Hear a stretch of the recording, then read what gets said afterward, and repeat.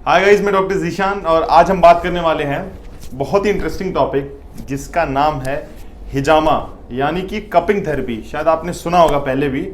तो हिजामा जो लफ्ज़ है ये एक अरबिक वर्ड है, एक अरबी का लफ्ज़ है जिसका मानना होता है टू डिमिनिश द वॉल्यूम, यानी कि ब्लड का वॉल्यूम कम करना फॉर थेरेप्यूटिक पर्पस। और ये करते कैसे हैं, इसके लिए नेगेटिव प्रेशर क्रिएट करते हैं और कप्स लगा के, यानी कि चाहे ग्लास कप, प्लास्टिक कप या और भी चीज़ें यूज़ होती थी। गाइज ये वीडियो थोड़ा लंबा हो सकता है लेकिन आप इस वीडियो को पूरा देखिएगा कि जो मैंने इसमें रिलेट करने की कोशिश किया है और जो मैं इसमें आपको पूरा प्रोसीजर बताऊंगा। इनफैक्ट मैं आपको करके दिखाऊंगा कि हिजामा किस तरीके से किया जाता है, कैसे पेशेंट को प्रिपेयर करना है और किस तरीके से स्टेप बाय स्टेप चीज़ों को करना है। ये एक एंशियंट टेक्निक है, यानी कि ये बहुत पुरानी टेक्निक है। और ये आप चाइनीज़ मेडिसिन की बात करें, आप इजिप्शियन मेडिसिन की बात करें, आप यूनानी मेडिसिन की बात करें या फिर आप प्रॉफिट्स की बात करें, यानी कि this is also known as prophetic medicine. यानी कपिंग में बेसिकली दो टाइप की टेक्निक ज़्यादा यूज होती है, ड्राई कपिंग और वेट कपिंग। ड्राई कपिंग में बेसिकली क्या है कि सिर्फ कप लगा के नेगेटिव प्रेशर क्रिएट करके उसको छोड़ दिया। और एक जो वेट कपिंग होता है, वेट कपिंग में जिसको ब्लड लेटिंग बोलते हैं, उसमें क्या होता है कप लगा के उसी एरिया में माइनर माइनर कट्स लगा देते हैं, उसके ऊपर फिर सक्शन क्रिएट कर देते हैं, फिर नेगेटिव प्रेशर लगा देते हैं। तो कॉन्स्टेंटली उसमें ब्लड यूज होता रहता है, धीरे धीरे धीरे धीरे ब्लड आता रहता है। तो जो इम्प्योर ब्लड है वो धीरे धीरे निकल जाता है। तो ये मेनली दो टेक्निक्स हैं और मैं अभी आपको ब्लड लेटिंग यानी कि वेट कपिंग करके आपको मैं दिखाऊंगा किस तरीके से वेट कपिंग किया जाता है। हम सुन्नत की बात करें तो सुन्नत वो होता है जो प्रॉफिट मोहम्मद सल्लल्लाहु अलैहि वसल्लम जो प्रैक्टिस किया करते थे या जो उनकी प्रीचिंग्स है उसको सुन्नत कहते हैं। तो हिजामा जो है या जो कपिंग जो है वो उनके लाइफ का एक पार्ट। तो कपिंग का जो एक और एडवांटेज है जिसको हम बोलते हैं कि स्टैग्नेशन, यानी कि अगर बॉडी में सर्कुलेशन में कहीं रुकावट है या कहीं ऐसी कोई प्रॉब्लम है तो वहां कपिंग करते हैं तो उससे पता भी चल जाता है कि स्टैग्नेशन कहां पे है।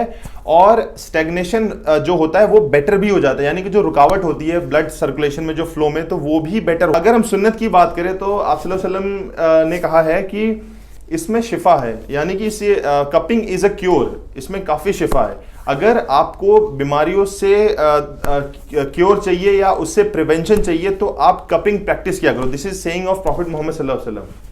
हेल्दी इंडिविजुअल्स में भी अगर हम ये करते हैं या फिर अगर कोई स्पेसिफिक डिजीज है उसमें भी अगर हम यूज करते हैं तो बेसिकली होता क्या है, सारी इम्प्योरिटीज है, सारी जो टॉक्सिसिटी है वो स्किन के थ्रू, ब्लड के थ्रू निकल जाती है।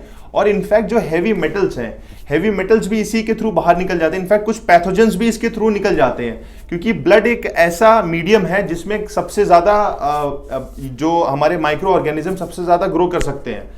तो अगर ये कम होता है, और इनफैक्ट अगर हम इसको साइंस से रिलेट कर रहे हैं तो आपने अक्सर सुना होगा कि कहते हैं कि ब्लड जो है, ब्लड डोनेट करना चाहिए, क्योंकि आरबीसी जो रेड ब्लड सेल्स है ये रेप्लेनिश होते रहते हैं। तो पुराने अगर आप ब्लड डोनेट करेंगे तो नए रेड ब्लड सेल्स, नए आरबीसीज बनेंगे, तो यानी कि ब्लड आपका थोड़ा बेटर होगा। तो उसी तरीके से अगर हिजामा वर्ड का अगर हम फिर से लिटरल मीनिंग समझने की कोशिश करें, टू रिड्यूस द वॉल्यूम, यानी कि अगर आप कपिंग करते हैं तो वॉल्यूम भी कम होगा। अगर ब्लड निकलता है यानी कि उसका वॉल्यूम भी कम हो रहा है, तो उससे फायदे इतने सारे हो रहे हैं। डिटॉक्स हो रही है बॉडी, इंप्योरिटीज निकल रही है, पैथोजेंस भी निकल रहे हैं, और प्लस जो हैवी मेटल्स हैं जो आजकल बहुत सारे लिवर या कुछ ऐसे बड़ी बड़ी बीमारियों का कारण बन जाता है, तो हैवी मेटल्स भी इसके थ्रू निकल जाते हैं। गाइस अगर वीडियो आपको अच्छा लगे तो कमेंट करके मुझे जरूर बताएं, ताकि मैं अगले कुछ वीडियोस में मैं आपको हिजामा के कुछ स्पेसिफिक टेक्निक्स बताऊंगा और उसका ट्रीटमेंट भी आपको बताऊंगा किस तरीके से किन किन डिजीजेस को आप इससे टारगेट कर सकते हैं, इससे ठीक कर सकते हैं। तो आइए अब स्टार्ट करते हैं। तो बेसिकली सबसे पहले आपको क्या करना है, पेशेंट को प्रिपेयर करना है और इसको जिस एरिया में करना है, जिस पार्ट पे करना है, उसको आप सैनिटाइज कर देंगे अच्छे से। और उसके बाद में फिर कपिंग लगाएंगे हम। आप देखते जाइए वीडियो में जिस तरीके से मैं स्टेप बाय स्टेप कर रहा हूँ। तो अब मैं ये नेगेटिव प्रेशर, ये जो मेरे हाथ में पंप आप देख रहे हैं, इससे नेगेटिव प्रेशर क्रिएट करते हैं और इस तरीके से। इस केस में मैं पूरा बैक कवर करूंगा, मैं पूरा लोअर बैक तक लगाऊंगा कप्स।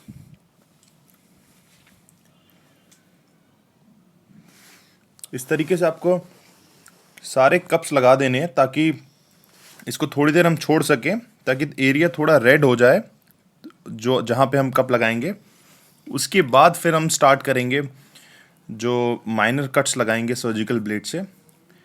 तो वीडियो में आप देखते जाइए आगे। इस तरीके से मैं जब स्टार्ट करूँगा माइनर कट्स लगाना, तो इस तरीके से हमने लगा दिया।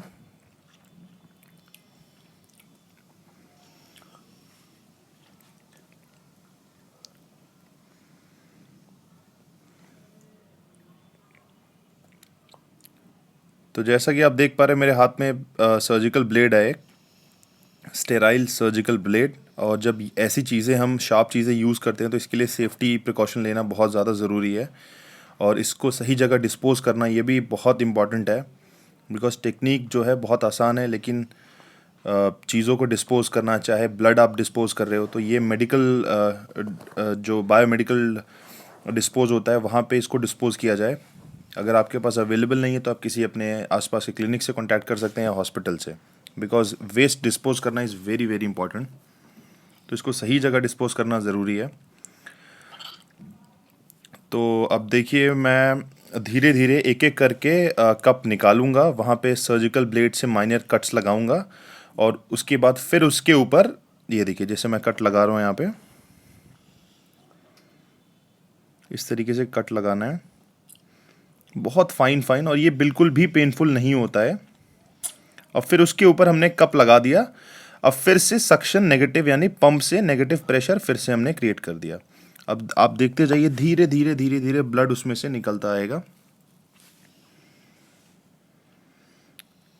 इसी तरीके से हमने इसको पंप, अगर आप वीडियो में थोड़ा सा देख पा रहे हो तो ब्लड धीरे धीरे ड्रॉप ड्रॉप करके धीरे धीरे वो निकलता जाएगा।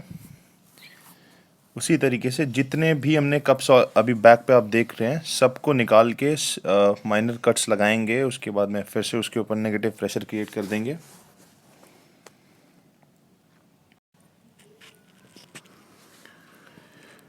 तो जैसा आप देख रहे हैं कट्स लगाते जा रहा हूँ। जब मैं आपको थोड़ा क्लोजअप व्यू दिखाऊंगा तो आपको थोड़ा अच्छे से दिखाई देगा।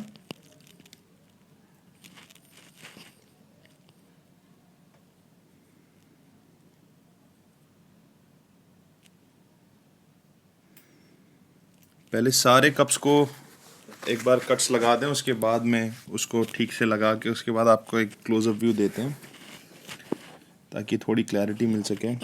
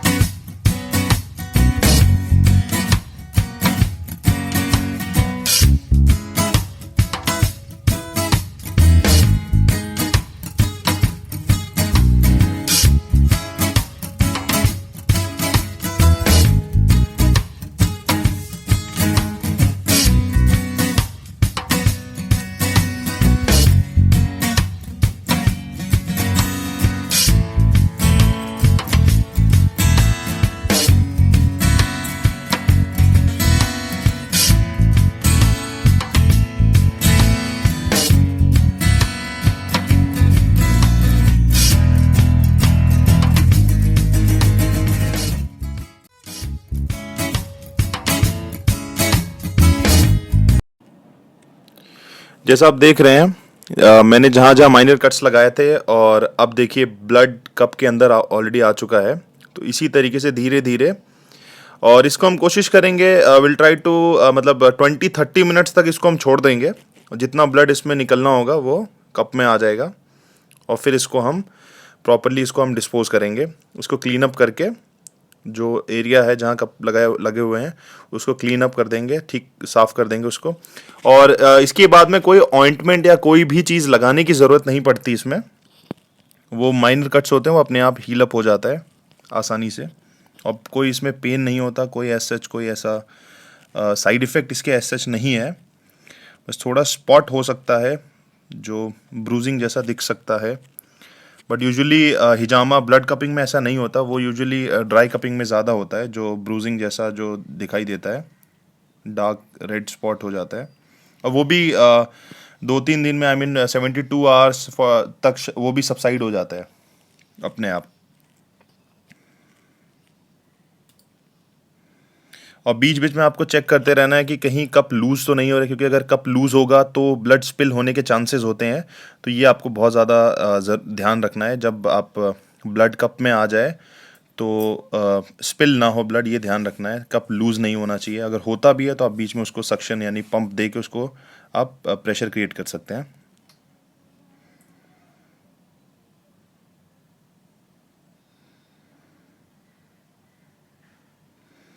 तो इस तरीके से आप इसको कर सकते हैं।